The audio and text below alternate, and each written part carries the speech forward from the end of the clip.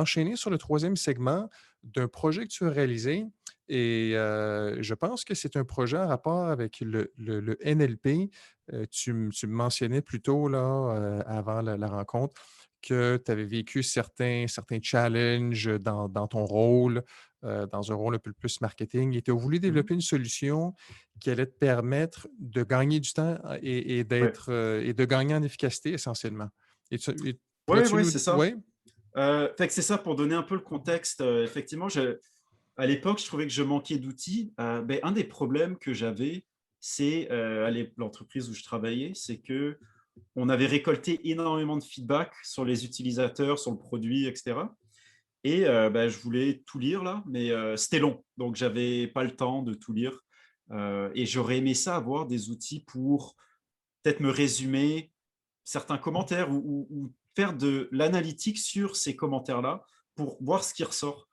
En plus de ça, c'était une industrie relativement spécialisée, avec des termes, du vocabulaire propre à l'industrie. Donc, euh, c'est ça. Ça, c'était deux problématiques.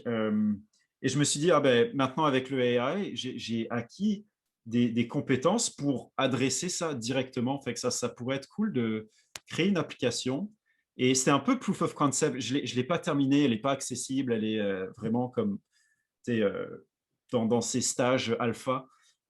Mais il y a deux phases. Il y a la phase, j'entraîne un modèle, un language model, ce qu'on appelle ça en LP qui comprend un peu le vocabulaire, mais je l'entraîne sur du texte de mon domaine spécialisé. Parce qu'un modèle entraîné sur des nouvelles ou sur Reddit, par exemple, il ne va pas comprendre des mots spécialisés à mon industrie parce qu'il n'en a pas vu. Fait qu'il y a une phase de je dois entraîner mon modèle sur mon domaine, du data qui vient de mon domaine. Et ensuite, la deuxième partie, c'était est-ce que c'est possible de faire des résumés d'un long texte en beaucoup plus court, mais que ce texte court garde les aspects les plus importants du texte plus long.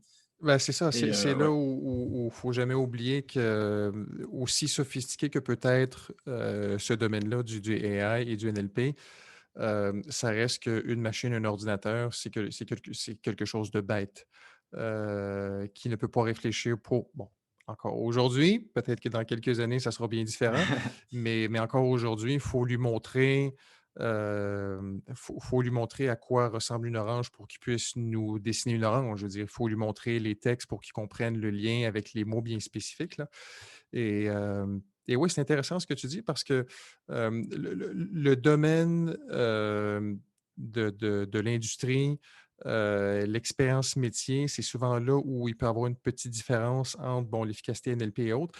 Mais si tu l'entraînes avec les bons textes et que tu es déjà sélectif, je pense que ça peut donner des résultats quand même intéressants et c'est un peu ce que tu as expérimenté? Oui, c'est ça. Donc, j'ai eu deux phases. Une phase qui est publique. J'ai le projet sur GitHub où, là, comme tes premières versions, j'ai voulu tester ça sur des articles du New York Times. Est-ce que je suis capable de faire des bons résumés sur les articles du New York Times? Fait que première étape, aller chercher un, un dataset qui a des articles accessibles, qui en a plein, plein, plein. J'ai pris un modèle, un language model, on appelle ça fine-tuné. Fait il a déjà été entraîné, ce, ce language model, mais moi, je l'ai fine-tuné sur des articles de journaux parce que ma tâche, c'est faire la synthèse d'articles de journaux. Donc, c'est pour ça que j'ai pris ce dataset-là. Donc, la première étape, c'est que je fine-tune mon modèle sur des articles de journaux. Ensuite, mon app, elle va chercher à travers l'API du New York Times des articles sur la front page, de manière bien simple. Et ensuite, je choisis un article et je le résume. Je regarde le résultat. Et ça te permet d'avoir un Euh, condensé ouais, des informations. Est-ce qu'on pourrait dire un genre de sommaire exécutif pour avoir c'est l'essentiel? ça. Je sais pas quel. Moi, j'ai trouvé les résultats surprenamment bons. C'était vraiment, le langage est parfait là. Est-ce que réellement tous les points les plus importants étaient réellement condensés? Peut-être pas, mais honnêtement. j'aurais envie de Tu te répondre à ça que même si quelqu'un fait le résumé, manuellement, peut-être que le résumé ne sais, sera pas parfait non plus. effectivement. Ouais, Et tu sais, c'est encore un domaine de recherche tu sais, énorme. énorme. La summarization, je ne sais pas s'il y a vraiment de traduction. Oui, effectivement, il y en a, mais donc, tu sais, j'ai utilisé les meilleurs modèles que j'avais, ça fait 6 mois à peu près. Peut-être qu'il y en a des meilleurs maintenant, mais les résultats étaient quand même surprenamment bons, au point où j'ai voulu appliquer ça sur. Donc là, j'ai travaillé avec quelqu'un qui m'a donné accès à travers sa compagnie à des logs de commentaires de clients.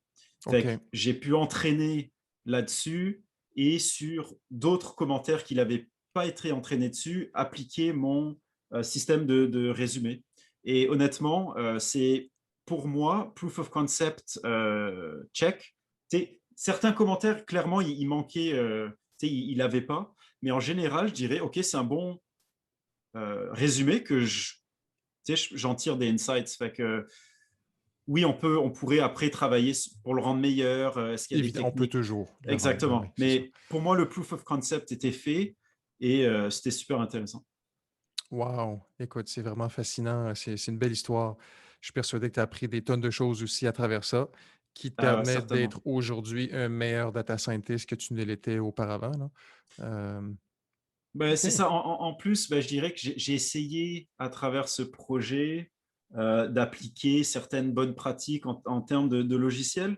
Donc, le code que j'ai utilisé, j'ai essayé de le construire de façon modulaire, c'est-à-dire que si jamais je voulais ajouter un nouveau modèle qui sort et l'intégrer à mon app. En très peu de lignes de code, je pouvais l'intégrer parce que j'avais pensé au design, à ce qu'il soit intégré facilement. Je change quelques lignes de code. Après, dans l'interface, j'ai juste à mettre le nom de ce modèle-là et ça entraîne avec ce modèle. Wow. J'ai utilisé des checks statiques, du linting, ça s'appelle. J'ai mis ça dans un container Docker, j'ai poussé ça OK. dans le cloud. J'ai essayé de me pratiquer C euh, ah, comme si une j'étais POC de en pro, là. entreprise là. Oui, oui, oui. Oui, c'est une POC quand même très bien réalisée, là.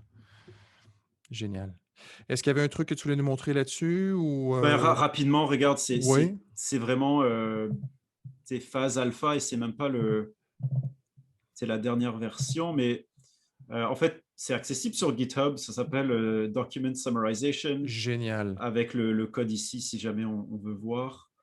Fait que j'ai utilisé une interface, une application qui s'appelle Streamlit qui permet de faire du front-end hyper rapidement, hyper facilement. OK. Fait que comment ça marche, c'est que, bon là c'est une intro de ce qui se passe.